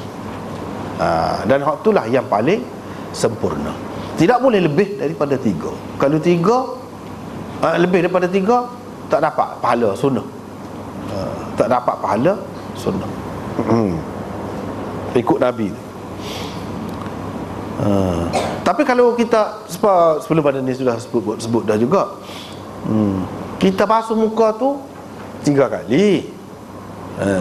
Tapi untuk menyejukkan, mungkin panas kau, kita basuh lagi beberapa kali. Kena asingkan, pisahkan. Jangan niat sebagai wudu hak lebih tu. Niat nak menyejukkan muka sajalah. Nak lebih kemah kau, gitu niat kita. Kalau kita niat sebagai wudu, tak boleh pahala hak sunat. Gitu kena. Bukan tak boleh buat basuh kaki lebih daripada 3 kali, kerana kaki kita tu kotor, kita nak suruh cuci, lebih cuci. Kerana tu, bukan kerana wudu tu lebih daripada 3 kali basuh. Tak boleh ingat gitu. Kalau ingat gitu, tak boleh pahala dah. Tak boleh pahala selalu. Supaya juga kalau kita nak ngekoh, kita ngekoh sebelah lembu, tak boleh pahala sunnah. Walaupun ramai orang boleh makan kan, ramai orang boleh makan sebelah muta kau ramai lah. Tapi tak boleh, tidak sunnah. Hak sunnahnya kambing. Lepas tu kambing kita nak panggil orang ramai ni, tak cukup kambing. Dah tak apalah nak tambah tu, suku niat ni ngekoh tu, akikah tu, dia kena kambing, baru ikut sunnah, baru boleh pahala ikut sunnah. Nak tambah tu tak apa. Bukan tak boleh. Tambah tak apa. Tapi hak tu sebagai nak tambah, muka kita nak makan ramai kan, tak kira kambing seekor. Kalau kita sembelih 10 ekor, kita kata kambing tadi, tak boleh juga sudah, tak boleh, supaya tak boleh. Kalau perempuan seekor, kena ikut seekor tu, baru boleh pahala ikut sunnah. Lepas tu kalau kita nak sembelih dah kambing, kita nak kambing jugalah, biar 3 ekor. Kena ingat, kita tahu seekor, tapi hak ni untuk makan saja. Gitu. Tak apa nak kambing pun. Tapi tidak kata kalau kambing ni lebih banyak, lebih boleh pahala banyak. Tidak gitu. Pahala ni dia bergantung pada kita ikut sunnah. Bukan atas banyak tu, ataupun sikit kau. Dah. Kalau lelaki, anak lelaki 2 ekor, 2 ekor. Kalau kita sembelih lembu, tak boleh pahala. Pahala sunnah, pahala boleh makan kat orang tu, suku tu. Sebab dia sebut, dia tak hanya sebut lembu ekor ni sembelih lembu kau, sembelih unta, tak ada. Tak pernah ada. Dengan sebab itu perkara lagu ni benda kita tak boleh fikir sendiri. Bila tak boleh fikir sendiri dalam hal agama ni berkait dengan dosa pahala, kita kena ikut saja. Tak boleh nak mana-mana. Tak boleh nak mana-mana. Supaya juga musim kurban kan, musim kurban ada yang orang yang dia berkongsi dia Tapi gia dia tu untuk mengekoh. Gia dia tu untuk mengekoh kan. Mazhab Syafi'i boleh. Sebab tu orang kita tu buat kan. Mazhab Syafi'i boleh, tapi mazhab Malik tak boleh. Jangan dibuat lagu tu. Kalau kita nak melera khilaf, jadi tak sempurna lah. Saya Kuala Lembu tu, saya Kuala Lembu jadi tak sempurna. Saya Kuala Lembu boleh untuk 7 orang kan. 7 orang tu dengan niat yang sama untuk korban. Ni niat lain pula. Bagi mazhab Hanafi, mazhab Malik tak boleh. Dia demo ni dia penting benar ni. Bukan dari segi perbuatan zahir, dari segi niat pun kena sama. Kena sama. Sebab juga semaya. Kalau mazhab Syafi'i dia tak cara ke niat tu. Kita ikut orang semaya asal, kita nak semaya zuhur. Tak apa, boleh. Dia duduk semaya asal, kita semaya zuhur. Kita qadha ke misalnya, ikutlah.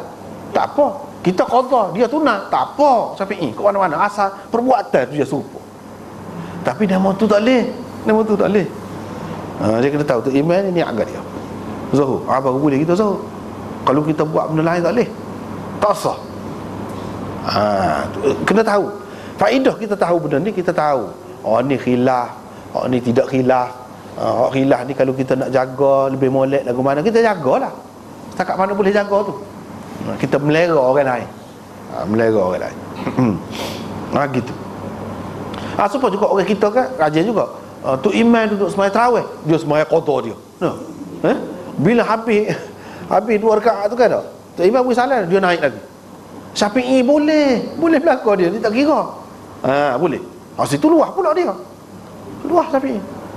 Tapi orang lain tak boleh. Tak boleh kata dia dah. Tu imam sembahyang tu kita kena gotulah. Mana boleh suku-suku.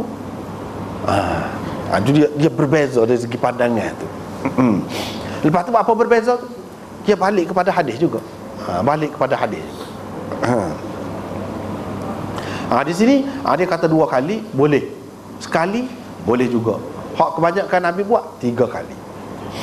3 kali, kalau lebih daripada 3 kali tak ada dah boleh hak sunat. Sunnah ambil air semaya tu tak boleh. Tapi kalau kita niat tadi boleh juga. Sekat 3 tu ni wuduk kita. Hak ni untuk lain. Tapi hak semolek jangan dibuat depan orang. Depan anak-anak kau, sebab dia akan belajar dengan kita. Orang akan, terutama kalau orang pandai, kalau dia buat lagu tu kata air semaya hak molek, kita tengok ustaz tu buat 5 kali basuh. 5 kali. Itulah benda. Jangan dia buat depan orang. Kalau depan orang buat biasalah. Sekat ni, sekat saksa ke 2 ke 3. Tak boleh lebih. Tapi kalau depan orang hak faham belakang tak apa, hak faham belakang. Takut hak tak faham. Hak tak faham ni dia boleh jadi macam-macam. Dengan sebab itulah setengah-setengah ulama kata pagi jemaat tu kan, pagi subuh tu dia kata bid'ah kalau baca surah sajdah semacam. Sebab apa? Orang jahil boleh faham. Sebenarnya subuh ni 2 rakaat, tapi pagi jemaat jadi 3. Dia boleh faham gitu. Hak jahil lah. Hak tak jahil tak apa. Sebenarnya hak tu boleh dibuat. Mengikut mazhab Syafi'i, ramai lah yang mengatakan boleh buat. Lagu tu buat sama tak apa. Sebab apa? Nabi SAW kerap kali buat gitu. Tapi orang Hanafi tak semacam. Dia kata dah kerap pun tiap-tiap pagi jemaah nak Nabi buat lagu tu semua ayat tu dulu. Tak juga. Ada. Kita pun jangan buat sama lah kata dia. Kerap kali. Kerap tak apalah. Tapi buat sama kau. Yang kita ni mesti ni lagu mana? Tapi itu perbezaan pendapat ulama sajalah. Sebenarnya mengikut setengah-setengah ulama usul, dia kata kalau sesuatu perbuatan tu Nabi buat lebih daripada 3 kali, kita nak buat sama pun tak apa benda lagu tu. Itu kaedah dia. Ada segolongan ulama dia kata kalau 3 kali pun 10 kali pun tidak jelas dia buat sama, kita tak boleh buat sama. Itu kaedah dia masing-masing lah. Tapi bagi saya lah lebih moleknya kita ikut cara Nabi lah. Ikut cara Nabi. Dia tidak buat sokmo, jangan kita buat sebagai sokmo. Walaupun lebih baik ajaran-ajaran itu kita buat gitu, tapi tak sah lah sokmo. Ni setengah-setengah tu dia sokmo. Ada kalau nak buat sama, tak apa juga lah. Memang ada kaedah tadi tu. Ada kaedah tadi tu. Jangan pula kita kata, tapi adalah yang keras tu dia kata siapa bid'ah. Siapa bid'ah dah. Yang lembut sikit dia kata tidak pasal mengikut kaedah tadi, dia tak apalah. Tak apa. Tapi kalau sekali Nabi buat, kita nak buat kekal sama, tak boleh. Benda hak Nabi tak rajin buat, patut kita nak buat sama, kau tak boleh. Kau tak boleh tu. Kita nak buat sama, kau tak boleh. Dalam perkara-perkara yang ada kaitan dengan agama, dengan ibadat, dengan dosa pahala, hak lagu tu tak boleh. Itulah dari segi panduannya. Rasanya kita sudah sampai ke tempat dia dah. Berhenti setakat tu dah dulu untuk hari ini. Mungkin kita boleh bincangkan.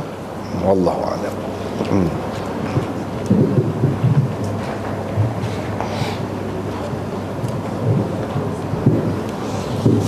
Sebelah kali perayaan yang telah kami persembahkan bagi Maulana. Jadi untuk tidak melengahkan masa, saya buka soalan daripada muslim. Ada soalan?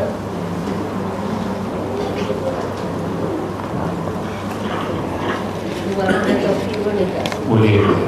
Ustaz,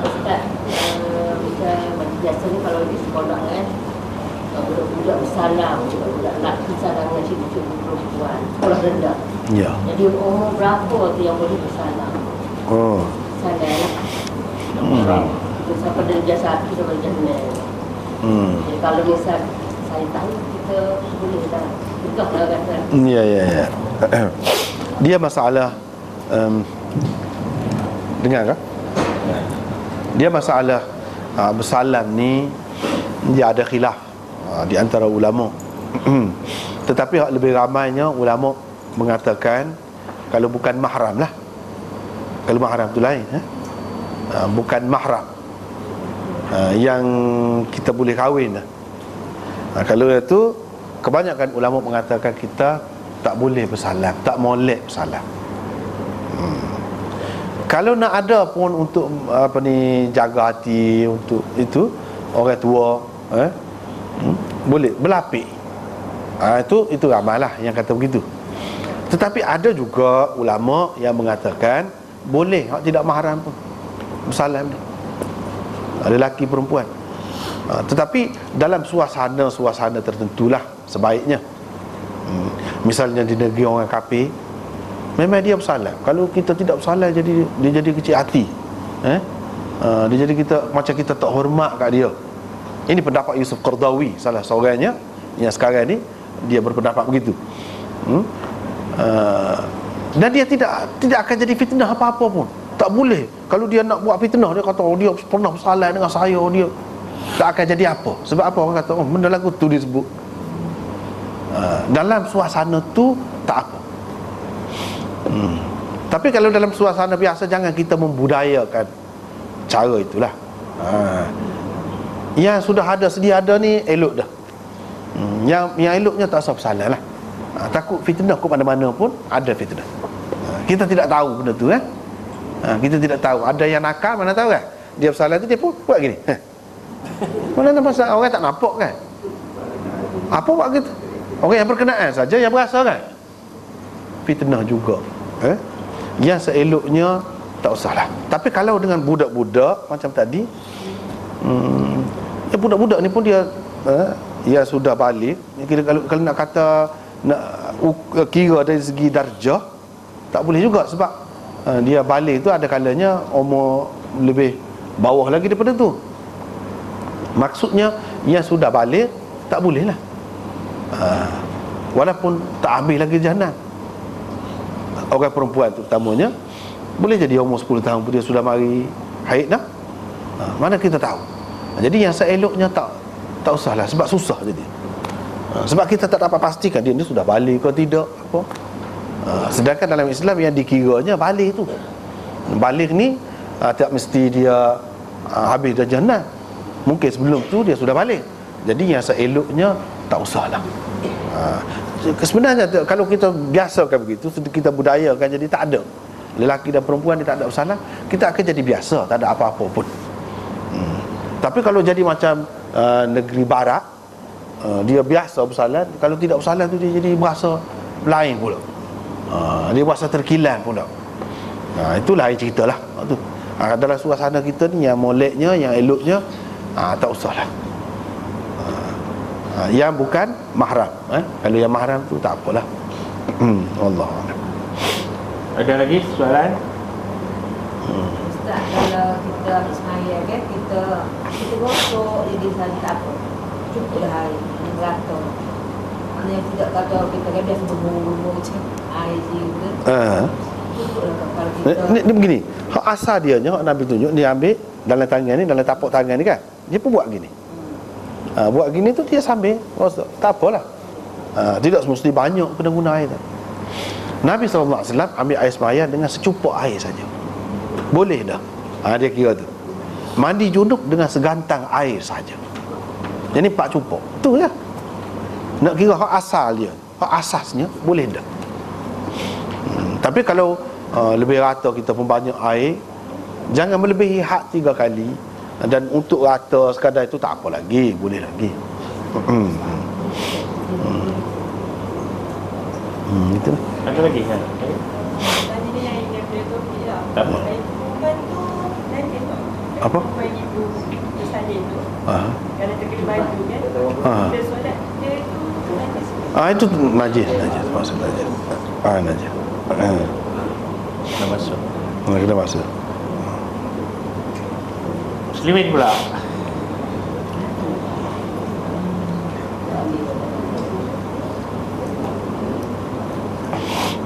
Selain pada topik hari ni,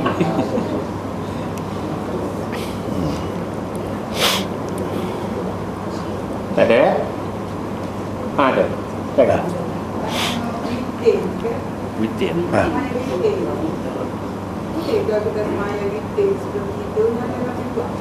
Boleh. Sembahyang witir bebas. Selepas tidur, sebelum tidur pun boleh. Cuma yang lebih baik sembahyang witir ni, kalau sembahyang malam tu hak paling akhir sekali kita buat. Tapi kalau kita sembahyang dah dulu, lepas tu kita bangun katakanlah nak sembahyang, boleh juga. Tak apa, semua boleh. Yang lebih baik kalau kita buat witir tu terakhir. Witir ni dalam mazhab Hanafi wajib, tak buat berdosa. Adalah lebih baik kalau kita tidak yakin boleh bangun, kita buat dulu. Boleh. Tapi hak lebih baiknya satu witir lah. Sebab Nabi SAW ada sebut la witran fi lailatin. Tidak ada 2 witir dalam satu malam. Maknanya buat 2 dulu boleh tak Ustaz? Sebelum lepas isyak kita buat 2, lepas tu bangun 1. Buat satu. Suku asyik suku. Tak jadi. Tak boleh. Tak jadi witir. Dia kena sekali. Walaupun 2 jam 1. Tak boleh. Kecuali kalau kita nak buat satu saja. Satu rakaat saja. Ada juga. Lepas isyak.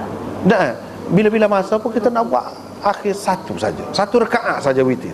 Sebab witir ni hakikatnya 3 rakaat. 3, cuma 2 salat. Tapi kalau kita nak buat satu saja, boleh juga. Bacaan mesin itu. Bacaan witir.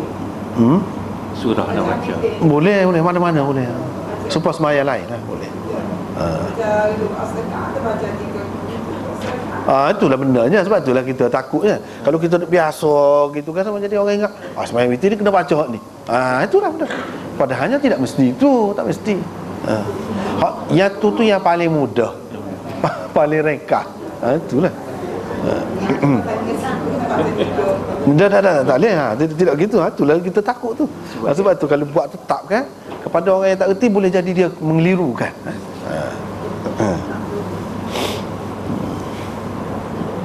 Okey. Muslimin tak ada ya?